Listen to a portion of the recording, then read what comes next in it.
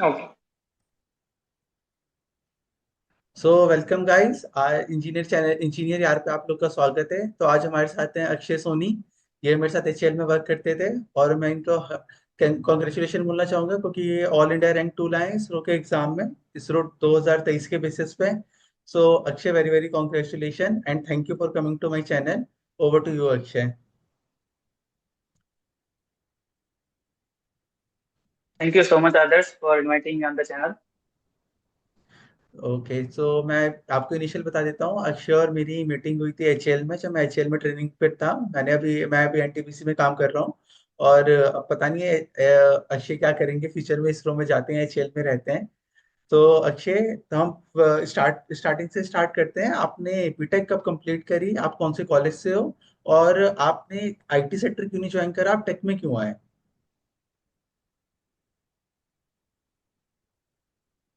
Okay आदर्श। So basically technical field में मुझे starting से ही इंटरेस्ट था, बहुत ज़्यादा, स्कूल डेज से ही। और इसरो एक साइंटिस्ट बनना मेरा स्कूल डेज से ही एक एम्बिशन था। तो बट उस टाइम इतना पता नहीं होता था कि कैसे बनना है, कैसे क्या प्रोसेस होता है। बट ठीक है, मैंने टेक्निकल फील्ड को इंपॉर्टेंस देते हुए, क्योंकि मेरा इंटरेस्ट था, मैंने इंजीनियरिंग स्टार्ट किया। मैंने एमबीएम यूनिवर्सिटी जोधपुर से अपना BTech in mechanical engineering complete किया in hmm. 2023। And hmm. After that मैंने एचएएल में जॉब स्टार्ट की। एचएएल में मेरी जॉब लगी, तो 2023 के एंड में मेरी जॉब लगी एचएएल में। और अभी मैं करंटली इसरो में सेलेक्टेड हूँ एज अ साइंटिस्ट। सो अक्षय, ये मतलब बहुत बड़ी बात है। आप 2023 के पास आउट हो और विदाउट नो गैप आपने एक गवर्नमेंट जॉब ज्वाइन करी है एचएएल। अब आप दूसरे पीएसयू में हो, मतलब इसके लिए अगेन आपको कॉन्ग्रेचुलेशन। तो अक्षय, मतलब आपने कहीं कोचिंग वगैरह करी है, मेड इजी फिजिक्स वाला, या फिर खुद से ही आपने तैयारी करी है? नहीं, मैंने अपने कॉलेज के मतलब बेसिकली थर्ड ईयर से ही स्टार्ट कर दी थी मैंने प्रिपरेशन। तो उसके लिए मैंने एस इंजीनियरिंग एकेडमी का वो सब्सक्रिप्शन लिया था फॉर गेट प्रिपरेशन। और थ्रू हम्म। आउट में थर्ड ईयर फोर्थ ईयर मैंने अपना प्रिपरेशन कंप्लीट किया। विद इन 2 ईयर मैंने अपना कोर्स कंप्लीट किया और टेस्ट सीरीज स्टार्ट की। तो जैसे ही जब फाइनल मैं पास आउट हुआ, तो मैं एकदम विद प्रिपरेशन था, रेडी था। तो उस टाइम जैसे जो एग्जाम आते गए मैंने दिए, तो फर्स्ट एग्जाम मेरा एचएल का ही था और मैं इसमें सेलेक्ट हो गया। उसके बाद में मैंने जो इसरो का एग्जाम भी दिया था, क्योंकि मैंने पहले ही फॉर्म फिल कर चुका था मैं मेरे कॉलेज डेज से ही। तो जैसे ही हम्म। मैंने इसरो का एग्जाम दिया, रिटर्न क्लियर हुआ, उसके बाद मैंने इंटरव्यू प्रिपरेशन स्टार्ट की। वो मैंने जॉब के साथ स्टार्ट किया, अदरवाइज मेरी प्रिपरेशन कॉलेज के साथ ही कंप्लीट हो गई थी। तो आपने बेसिक मतलब बच्चों को डाउट ये रहते हैं कि जब आप फोर्थ ईयर में होते हो तब प्लेसमेंट सेशन स्टार्ट हो जाते हैं। आपके सारे फ्रेंड्स जो है प्राइवेट सेक्टर में जा रहे हैं, किसी का पैकेज लग रहा है, तो कभी आपके मन में फीलिंग नहीं आई कि मैं क्या कर रहा हूँ, मुझे भी उस सेक्टर में जाना चाहिए, उस लाइन में मनी है, मतलब मॉनेटरी बेनिफिट ज्यादा है? तो क्या सोचा आपने? बट एक्चुअली मेरी कॉलेज का प्लेसमेंट ऑफर भी नहीं था, क्योंकि सबसे हाईएस्ट पैकेज मेरा ही था। क्योंकि मेरी जो प्रिपरेशन थी उसने मुझे हेल्प किया प्लेसमेंट्स में भी। तो जब हम्म। मैं थर्ड ईयर में ऑलमोस्ट हाफ प्रिपरेशन में था, और फोर्थ ईयर के स्टार्टिंग में जब कॉलेज में प्लेसमेंट स्टार्ट हुए, तो हम्म। सबसे पहला जो हाईएस्ट पैकेज था वो सब मेरा ही हो गया था उस टाइम। तो मैं उस रेस से स्टार्टिंग में ही आउट हो गया था, क्योंकि मैंने प्लेसमेंट हम्म। ले चुका था। तो मुझ पर एक वो प्रेशर नहीं था कि मुझे जॉब लेनी है या नहीं।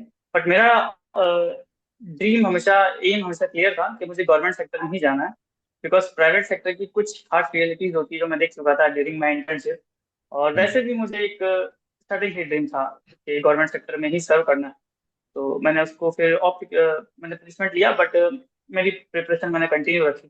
तो जैसे ही प्रिपरेशन मैं कॉलेज से पास आउट हुआ और मुझे ज्वाइन करने का टाइम आया, तो मैंने उसको वहां से रिजाइन किया और मैंने अपना प्रिपरेशन कंटिन्यू किया। और विद इन 1 और 2 मंथ्स एचएल का जब वैकेंसी आई, तो मैंने इसमें और इसको एग्जाम दिया, एग्जाम फाइट किया और यहाँ कलेक्शन लिया। तो आप अगर शेयर कर पाए आपका कितने का पैकेज लगा था, तो मतलब जो देख रहे हैं वो थोड़ा मोटिवेट होंगे।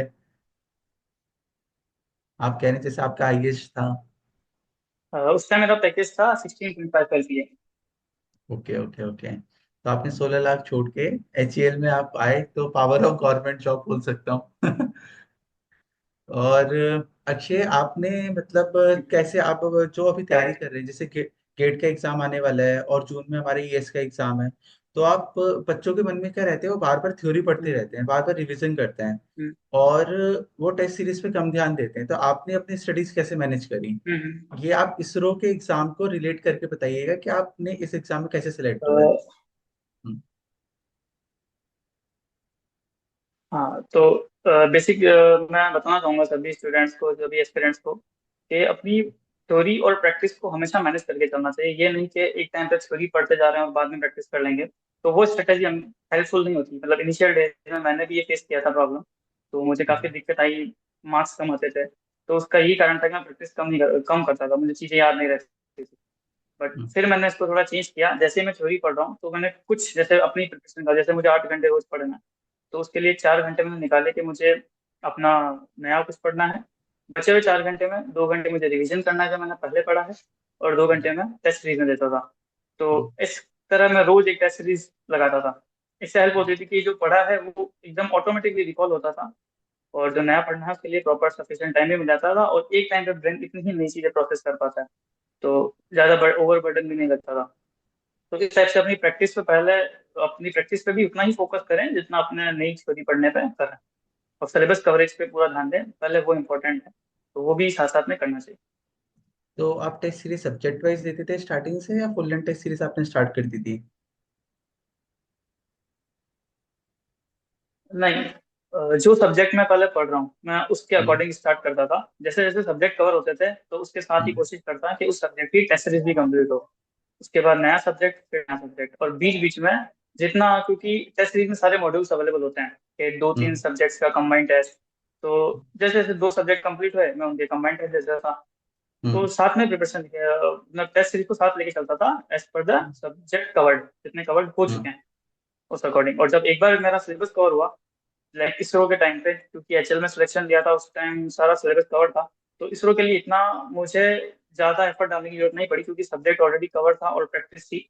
तो फिर मैं सीधा फुल एंड टेस्ट दिया करता था, 2 दिन में एक बार और 3 दिन में एक बार, वीकली ट्वाइस और थ्राइस में टेस्ट दिया करता था सिर्फ फुल लेंथ। तो उससे मेरा सारा सिलेबस रिवाइज होता था, जो नहीं हम्म, आता मैं उसको एनालाइज कर लेता। और हाँ, एक इम्पोर्टेंट और पॉइंट है कि टेस्ट देने के साथ साथ उसका एनालाइजेशन भी जरूर करना चाहिए। अगर एक दिन टेस्ट दिया है तो 3 घंटे का टेस्ट है, तो 3 घंटे ही एटलीस्ट मेरा मानना है कि एनालाइजेशन में दो, उस पेपर को एनालाइज करो। जो नहीं हम्म, आ रहा वो पॉइंट्स नोट डाउन करो, उन सब्जेक्ट्स हम्म, को उन पॉइंट्स को कवर करने की वापस से कोशिश करो, पढ़ो। तो इससे ये होता है कि अपना एक अपन को आइडिया लग जाता है कि किस डायरेक्शन में प्रिपेयर करना है। सिलेबस बहुत वास्ट होता है, बट हम्म, उसमें चीजें कुछ इंपॉर्टेंट होती है, कुछ नहीं भी होती है। पढ़ना सारा है, बट इंपॉर्टेंट चीजें क्या है वो टेस्ट से ही पता पड़ेगी, तो उनको एनालाइज जरूर करें। हम्म, हम्म। और आपने इंटरव्यू की तैयारी कैसे करी? थोड़ा आप उसमें बताएंगे, आपने कहीं मॉक ज्वाइन करा था या आप सेल्फ प्रिपेयर करते थे मिरर के सामने जैसे लोग इंटरव्यू, कहते हैं? हम्म, इंटरव्यू स्टार्टिंग में जब मैंने बीए आरसी का इंटरव्यू दिया था, उस टाइम मैं इतना प्रिपेयर करके नहीं गया था, तो मुझे ऐसा फील हो एग्जाम में कि शायद कॉन्फिडेंस बहुत ज्यादा जरूरी है इंटरव्यू प्रिपरेशन के लिए, जो कि प्रैक्टिस से ही आएगा। तो मैंने उसके बाद में एचएल और इसरो के इंटरव्यू के लिए योरपीडिया का सब्सक्रिप्शन लिया था। तो उसमें मुझे काफी हेल्प हुई, वहाँ मैं बहुत अच्छे से प्रैक्टिस कर पाया, तो मेरा थोड़ा कॉन्फिडेंस लेवल भी बूस्ट हुआ। और एक रिप्रेजेंटेशन का वे भी अच्छा हुआ कि मुझे कैसे पैनल के सामने अपनी व्यूज प्रेजेंट करने हैं, अपने जो क्वेश्चन पूछे जाए उनका आंसर करना है। तो वो काफी हेल्पफुल था, और वो इम्पोर्टेंट एस्पेक्ट है ड्यूरिंग प्रिपरेशन फॉर सिलेक्शन। इसमें मैं अपने व्यूअर्स को बोलना चाहूंगा, मैं कोई चैनल को या किसी को प्रमोट नहीं कर रहा, जो अक्षय ने करा है वो अपना बता रहे हैं। अगर आपके पास कोई मतलब चैनल ज्वाइन करने का या कुछ फीस देने का पैसे नहीं है, तो आप किसी फ्रेंड को भी मतलब बोल सकते हैं, वो भी आपके सब्जेक्ट वाइज नॉलेज ले सकता है। ऐसा कोई जरूरी नहीं है आप किसी पर्टिकुलर इंस्टीट्यूट के पास ही जाएं, वो सबका अपना पर्सनल होता है। और अक्षय, तो आपने मतलब आप अपनी जैसे गेट की तैयारी, मतलब गेट का एग्जाम होने वाला है, आपके गेट में भी काफी अच्छे नंबर हैं, तो इस मोमेंट पे आप क्या बच्चों को सजेस्ट करेंगे कि वो एक बार गो थ्रू हो जाए थ्योरी से, या बस आप टेस्ट सीरीज पे कूद पड़ो, जो होगा देखा जाएगा? तो अभी आपका मतलब इस मोमेंट पे दिसंबर में आपका क्या है मतलब व्यू? क्योंकि अब फेब में अपना पेपर है, जो गेट का पेपर होने वाला है, तो इस पॉइंट हम्म, ऑफ टाइम पे मैं सबको ये सजेस्ट करूंगा कि जितना पढ़ लिया है उस थ्योरी को वहीं स्टॉप करके और अपना फुल टाइम सिर्फ रिवीजन और टेस्ट सीरीज में दो। क्योंकि लास्ट मंथ में कुछ ज्यादा नया नहीं पढ़ना चाहिए। ये सभी हम्म, सजेस्ट करते हैं और मेरा भी यही मानना है, मैंने भी खुद ने भी यही करा है कि जो एग्जाम है उससे कम से कम एक महीना या मैक्सिमम 2 महीना पहले नई चीजें ना पढ़े, जो पुराना जितना भी कवर किया है कम ज्यादा 30-40% 60% उसी को लेके चले, और हम्म, अपना टेस्ट सीरीज पे फुल फोकस करें, जितना भी पढ़ा है उसका टेस्ट दें। फुल लेंथ पे जाने का कोई जरूरत नहीं है, क्योंकि आपने नहीं पढ़ा है तो आप नहीं दे पाओगे, उससे डिमोटिवेट होगे। कभी हम्म, कभी आप वीकली एक ट्राई कर सकते हैं फुल लेंथ, ताकि थोड़ा हम्म। आइडिया रहे, कुछ चीजें आपको टेस्ट से भी प्रिपेयर हो सकती है, कुछ टॉपिक्स जो आपके कहीं ना कहीं कॉलेज में पढ़े रहे होंगे तो वो आपके उससे प्रिपेयर हो जाएंगे टेस्ट से, बट मोस्टली टेस्ट पे फोकस करें इस टाइम पे। और अच्छी ये बताओ, जैसे कुछ लोग सो अक्षय, क्वेश्चन और है कि आपने गेट मतलब गेट की तैयारी करी, फिर आपने इसरो की तैयारी करी, फिर एचएएल की तैयारी करी। तो आपने अपनी जर्नी के टाइम सबकी प्रिपरेशन सेम रखी, या इसरो की तैयारी अलग तरीके से करी? एचएएल में जैसे आप सिलेक्टेड हैं, तो एचएएल में वर्क कर रहे हैं, उसके लिए कुछ अलग होता है, तो वो बच्चों के मन में कंफ्यूजन रहता है, तो इस पर आप क्या कहना चाहेंगे? अ, देखो, जो प्रिपरेशन होती है, जो सिलेबस है प्रिपरेशन का वो सबके लिए सेम है। हम्म, आप गेट की प्रिपरेशन करो, ईएससी की, एचएल की, और इसरो बार डीआरडीओ की, सबकी प्रिपरेशन जो है स्ट्रेटेजी अलग है, बट जो सिलेबस है वो सभी का सेम रहता है। आपको एक पर्टिकुलर सिलेबस जो है वो कवर करना होता है, जो मैकेनिकल इंजीनियरिंग का है। हाँ, इसमें कुछ में लेवल जो है वो फर्क होता है। जैसे गेट की आप तैयारी करते हो तो आपको टाइमिंग का थोड़ा ज्यादा ध्यान रखना होता है, आपको हम्म, एक्यूरेसी पे ज्यादा फोकस करना होता है अपनी। और जैसे इसरो एग्जाम है, जो प्राइवेट जैसे पीएसयूज है, पीएसयू के एग्जाम में ज्यादा क्वेश्चन ज्यादा होते हैं, तो आपको थोड़ा सा फास्ट काम करना होता है, बट वहाँ आपकी एक्यूरेसी थोड़ा बहुत डिफर कर सकती है। इसरो एग्जाम है, इसकी कंप्लीट ये जो है वो कंपेरेटिवली इजी होता है इसका लेवल गेट से। गेट गेट में बोलता हूँ एक टफेस्ट एग्जाम होता है इसमें, हम्म, उसका लेवल ज्यादा अच्छा होता है, क्योंकि इसमें बट क्वेश्चन कम होते हैं, आपके पास 3 घंटे होते हैं, आपको 65 क्वेश्चन सॉल्व करना होता है। तो उसमें आप समझ सकते हैं कि आपको थोड़ा एनालिटिकल ज्यादा पावर अच्छा होना चाहिए, आपको क्वेश्चंस का लेवल जो है वो डीप जाना होता है। बट जो इसरो है, एचएल है, पीएसयू के जो एग्जामिनेशन है उनमें आपको इतना डीप नहीं जाना होता है। जो क्वेश्चंस पूछे जाते हैं वो इतने डीप नहीं होते हैं, वो सरफेस लेवल पे होते हैं, थोड़े बहुत डीप होते हैं, कुछ जो गेम चेंजिंग होते हैं जिनसे आप सिलेक्शन हम्म, लेते हो। हम्म, बट मेजोरिटी ऑफ क्वेश्चन है वो इजी लेवल के होते हैं। तो आप उनको एक अच्छी खासी, बट उसके लिए आपका कवरेज अच्छा होना चाहिए। आप ये नहीं कर सकते, आप उसमें क्वेश्चन छोड़ नहीं सकते। गेट में आप कुछ क्वेश्चन स्किप कर सकते हैं, क्योंकि वो उनका लेवल अलग होता है, डिफिकल्टी लेवल, जो कि आपको एग्जाम, अगर आप उनको नहीं अटेम्प्ट करते हो तो आप सिलेक्शन ले पाते हो। बट इसरो एग्जाम इनमें होता है कि मेजोरिटी ऑफ क्वेश्चन आपको अटेम्प्ट करना होता है, क्योंकि यहाँ क्वांटिटी ज्यादा होती है, 100 अराउंड 100 क्वेश्चन होते हैं। तो उनको आपको टेकल अगर आपको 1 या 2 घंटे में सॉल्व करना है, तो आपकी स्पीड बहुत ज्यादा अच्छी होनी चाहिए, और आपका सब अच्छा पढ़ा हुआ होना चाहिए, ताकि आप देखते ही क्वेश्चन को टिक करें और आगे बढ़े। तो ये बेसिक डिफरेंस आता है। और इनकी प्रिपरेशन का जो तरीका है वो यही है कि आप हर एग्जाम के हिसाब से जो एग्जाम आपको देना है उसके अकॉर्डिंग आप टेस्ट सीरीज ऑप्ट करें। ये नहीं कि गेट की एग्जाम टेस्ट सीरीज दी और आप इसरो का एग्जाम देने चले गए, वो वर्क वहाँ नहीं करेगा, क्योंकि इसकी जो क्वेश्चन सॉल्विंग मेथोडोलॉजी है वो बहुत डिफरेंट है। तो आपको जैसे जो एग्जाम, जैसे मैंने किया था, एचएल का एग्जाम था, तो मैं एचएल की टेस्ट सीरीज ली और उसको अच्छे से करा। बिफोर 1 मंथ आपको स्टार्ट करना पड़ेगा, क्योंकि आपको सब आता है, बट आप उसको इम्प्लीमेंट कैसे करेंगे, वहाँ जो क्वेश्चन का लेवल है उसके अकॉर्डिंग आप खुद को कैसे एडजस्ट करेंगे, तो उसके लिए 1 मंथ मिनिमम रिक्वायरमेंट होती है। तो आप उस टेस्ट सीरीज को लें और स्टार्ट करें अपना उसके अकॉर्डिंग, तो आपको इतना टाइम लगेगा उसके अकॉर्डिंग होने में। सेम स्ट्रेटेजी मैंने इसरो के लिए भी की थी, बट इसरो में एक डिफिकल्टी थी, मैं जॉब में था, तो मुझे 7 to 8 to 4 वहाँ होना होता था जॉब में। उसके बाद जब मैं आके फ्री होता, थोड़ा रिलैक्स होता, उसके बाद मैं अपना आगे से स्टार्ट करता। बट मेरा, एज आई टोल्ड, मैंने सिलेबस कंप्लीट कर चुका था, तो मुझे वो टाइम नहीं देना पड़ता था सिलेबस पढ़ने में, थोड़ा बहुत रिवीजन और सीधा टेस्ट सीरीज, तो मैं उसके लिए टेस्ट सीरीज देता था। इसरो में 100 क्वेश्चन होते हैं और आपके पास टाइम भी 2 आवर्स होता है, तो उसमें आपको थोड़ा एडजस्ट करना पड़ता है। उस टाइम स्पीड और एक्यूरेसी ज्यादा मानते हैं ये एग्जाम, तो आपको बहुत अच्छी स्पीड रखनी होती तो अक्षय, आपको इसरो में रिटर्न मार्क्स तो आपको पता नहीं चले होंगे, मतलब या सिर्फ इसरो में रिटर्न आता है एमसी को, मतलब ओएमआर शीट आपको दे दी जाती है, या फिर क्या क्या सीन है, या सीधा फाइनल रिजल्ट आता है? है। हाँ, खुद कैलकुलेट कर सकते हैं, एज अ रिजल्ट नहीं आता है, मे बी अब आ जाए, बट खुद कैलकुलेट कर सकते हैं। तो मैंने किए थे इसमें कैलकुलेट। ओके। और आपने टेस्ट सीरीज का बीच में बहुत बार बोला, तो आप कोई स्पेसिफिक किसी इंस्टीट्यूट की टेस्ट सीरीज बोलना चाहेंगे, या जो नॉर्मल टेक्स्ट बुक पे मिलती है वही हम टेस्ट सीरीज, या ओनली पीवाईक्यूज हम फॉलो कर लें? नहीं, GATE PYQ, for GATE PYQ important है, बट किसी के एग्जाम के लिए मैं बोलूंगा पीवाईक्यू ही सबसे ज्यादा इंपॉर्टेंट है। तो पहले आप वो कंप्लीट करें। अगर एक बार आपके पीवाईक्यूज अच्छे हो गए, आपको उन पे अच्छी कमांड है, फिर आप अलग अलग इंस्टीट्यूट की टेस्ट सीरीज पे जा सकते हैं। गेट के लिए मैंने जो सब्सक्रिप्शन लिया था इस एकेडमी का, उसी की जो टेस्ट सीरीज थी जो उसके साथ में थी, मैंने वही फॉलो की थी, अलग से कुछ नहीं लिया था। हम्म, और इसरो के लिए मैंने टेस्ट सीरीज, और एचएल के लिए मैंने टेक्स्ट बुक जो है। टेक्स्ट बुक का लेने से आपको इसरो, एचएल और जितने भी पीएसयूज हैं उन सबकी टेस्ट सीरीज मिल जाती है और एक ही सब्सक्रिप्शन में। तो मैंने उसी को फॉलो किया था। उसमें भी जो पीवाईक्यूज थे, जैसे इसरो के पीवाईक्यू थे अराउंड 20 ईयर्स के, वो मैंने पूरे दिए थे। जैसे ही मेरा और उन्हीं से मुझे कॉन्फिडेंस आता था कि हाँ, मैं जो इसरो लेवल पूछना चाह रहा है उस अकॉर्डिंग काम कर पा रहा हूँ, उतना सोच पा रहा हूँ, उतनी तरीके से, उतनी स्पीड से, एक्यूरेसी से क्वेश्चन सॉल्व कर पा रहा हूँ। तो टेस्ट हम्म। सीरीज पीवाईक्यू बेस्ट है, क्योंकि इसरो के लिए पीवाईक्यू इंपॉर्टेंट ज्यादा होता और तो कुछ आप अपना इंटरव्यू एक्सपीरियंस वगैरह शेयर करना चाहेंगे कि उन्होंने आपसे क्या पूछा, कुछ ऐसे सवाल जो आपको मतलब याद रहेंगे हमेशा, या टेक्निकल में कुछ एक दो सवाल कि उन्होंने ऐसे क्या पूछे है। जिस पे मतलब पूरा ऐसा बेस था कुछ, आपका। हम्म। ओके। तो जैसे अभी रिसेंट में इसरो का इंटरव्यू हुआ, तो मुझसे एक क्वेश्चन पूछा गया कि जैसे बेसिकली मेरा आरएसी से रिलेटेड था। तो उन्होंने मुझे जो बेसिक क्वेश्चन पूछा कि आपको एक कमरा दिया गया है, तो आप इसमें इसका जो रेफ्रिजरेशन है वो कैसे डिजाइन करेंगे। तो वही मुझे, क्योंकि ऐसा जो क्वेश्चन था ये कभी पढ़ाया नहीं जाता है, कहीं नहीं आता। तो उस टाइम थोड़ा सोचने का मुझे थोड़ा लगा टाइम इसमें, कैसे करें, बट क्या क्या रिक्वायरमेंट्स होती है अपनी। तो उस पे एक क्वेश्चन था जो टेक्निकल स्पेसिफिकेशन से रिलेटेड था मेरा।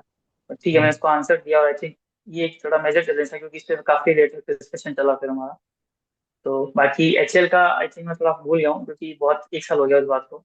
तो काफी चीजें मुझे याद नहीं है क्वेश्चन, तो कॉलेज में पढ़े ना होंगे, तो आपके उससे प्रिपेयर हो जाएंगे टेस्ट से, बट मोस्टली टेस्ट पे फोकस करें इस टाइम पे। और अच्छा ये बताओ, जैसे कुछ लोग कोचिंग, जैसे आपने इस ज्वाइन करी थी, कुछ लोग ज्वाइन नहीं कर सकते, मतलब मॉनेटरी इशू होता है, तो आप यूट्यूब पे कुछ टीचर्स के नाम हम्म। रिकमेंड कर दोगे सब्जेक्ट वाइज, कि आप उनको देके रेफर करें ताकि मतलब फ्री फ्री अवेलेबल हो जाए उन लोग को, क्योंकि आजकल सब कुछ यूट्यूब पे अवेलेबल ही है। तो आप कुछ स्पेशल करेक्ट। टीचर्स के नाम और उनके सब्जेक्ट के नाम बता दो। वैसे जब मैंने ज्वाइन किया था तब इतना यूट्यूब पे सोर्सेज अवेलेबल नहीं थे, बट आज मैं कह सकता हूँ कंप्लीट मैकेनिकल का कोर्सेज और अदर, इवन अदर सब्जेक्ट्स भी, फॉर गेट हम्म, ईएससी सब कुछ अवेलेबल है। तो अगर कोई अफोर्ड नहीं कर सकता है, तो हम्म, उसको इतनी टेंशन लेने की जरूरत नहीं है कि सिलेक्शन उन्हीं का होगा जो सब्सक्रिप्शन लेगा, ऐसा कुछ नहीं है। आप सेल्फ से भी प्रिपेयर कर सकते हो। यूट्यूब पे काफी अच्छी अच्छी प्लेलिस्ट है जो मैं सब्सक्रिप्शन लेने के बाद भी फॉलो करता था, क्योंकि मुझे हम्म, वहाँ का कंटेंट ज्यादा अच्छा लगता था।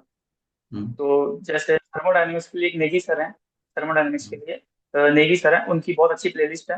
वो अन अकेडमी के ट्यूटर हैं, तो उनकी प्लेलिस्ट कंप्लीट अवेलेबल है यूट्यूब पे, आप वहाँ से कर सकते हो। हम्म, सोम की भी, नेगी सर भी हैं, और एक कुलदीप सर है वो भी पढ़ाते हैं, तो उनकी भी कर सकते हो आप। और काफी टीचर्स हैं, बट एग्जैक्टली मुझे शायद नहीं याद है, मैं बाद में दे दूंगा तो वो डिस्प्ले हो जाएंगे। तो कुछ टीचर्स हैं और मोस्टली, और एसके मंडल सर है जो कंप्लीट प्रोडक्शन देखते हैं, जो कि एक मेजर पार्ट होता है फॉर मैकेनिकल, इवन 20 मार्क्स से ज्यादा का है। तो, तो वो आप वहां से रेफर कर सकते हैं, उससे काफी हेल्प मिलेगी, मैंने भी उन्हीं से पढ़ा है। तो वो आप देख सकते हैं। तो चलिए ठीक है अक्षय, आपने ऑलमोस्ट सारे क्वेश्चंस का जवाब दे दिया है। आप अपनी तरफ से मेरे व्यूअर्स को, या जो मतलब इसरो में जाना चाहते हैं, क्या आपको मोटिवेट करा, क्या इसरो सबसे अलग क्यों है, कुछ बोलना चाहेंगे तो आप बता सकते हैं। अ, तो अभी मैं सभी एस्पिरेंट्स को कुछ पॉइंट बताना चाहूंगा जो मेरी साइड से, जो एक एस्पिरेंट को हम्म, एज एस्पिरेंट हेल्प करेंगे अपनी प्रिपरेशन के लिए। हम्म, कि पहला है जो है कि कंसिस्टेंसी इज द की। तो हमेशा अपनी प्रिपरेशन में आपको कंसिस्टेंट रहना है, हम्म, क्योंकि प्रिपरेशन के टाइम में काफी अप्स एंड डाउन आ सकते हैं। तो हम्म, ऐसे में आपको अपनी कंसिस्टेंसी या डिमोटिवेट नहीं होना है, कंसिस्टेंसी नहीं छोड़नी है हमेशा। अगर थोड़ा भी पढ़ पा रहे हैं तो पढ़ें, बट रोज पढ़ें। उससे हम्म, आपका सिलेबस कवर होने में बहुत हेल्प मिलेगी। अगर आपने एक बार भी लैग किया तो वो आपको इशू आ सकता है उससे प्रिपरेशन में। तो हमेशा पढ़ाई को ना छोड़े, हमेशा अगर कम भी कर पा रहे हैं तो करें, बट हमेशा करें। और दूसरा, पेशेंस बनाए रखें हमेशा, क्योंकि हम्म, प्रिपरेशन जर्नी इतनी इजी नहीं होती है। तो आपको बहुत प्रॉब्लम फेस करनी पड़ सकती है। तो उसके लिए यही है, आप हमेशा पेशेंस बनाए रखें और खुद पे बिलीव इन योरसेल्फ, मोस्टली कि खुद पे भरोसा होना चाहिए, ताकि हम्म, अगर आपने अपना पाथ सही है आपका, तो आप डेफिनेटली सक्सेस होंगे। आप उसके लिए कंटिन्यू मेहनत करते रहें।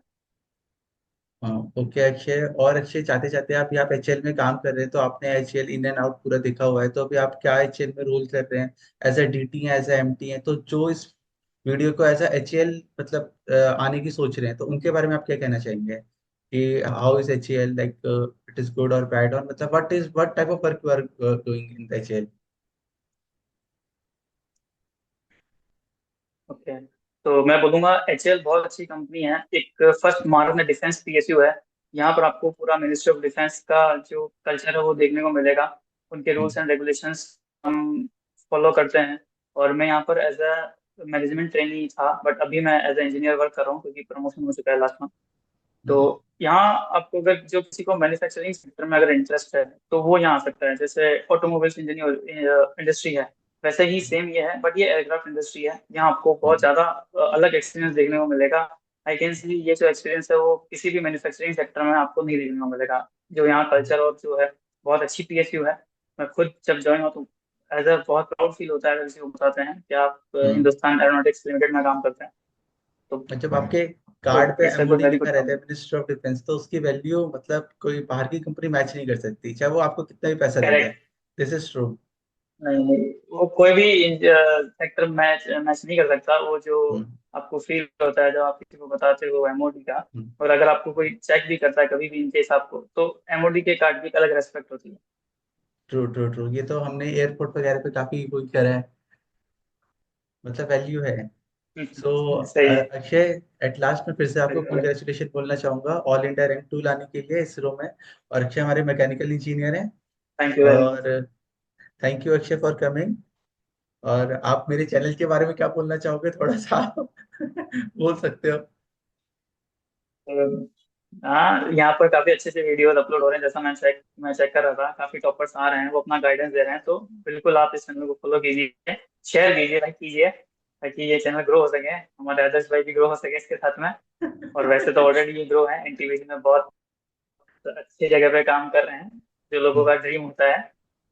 बट फिर भी काफी मोटिवेटिंग और गाइडिंग चैनल है यहाँ पे जो वीडियोस आ रही, तो every aspirant should follow it. Thank you Akshay for coming. Bye. Okay, thank you.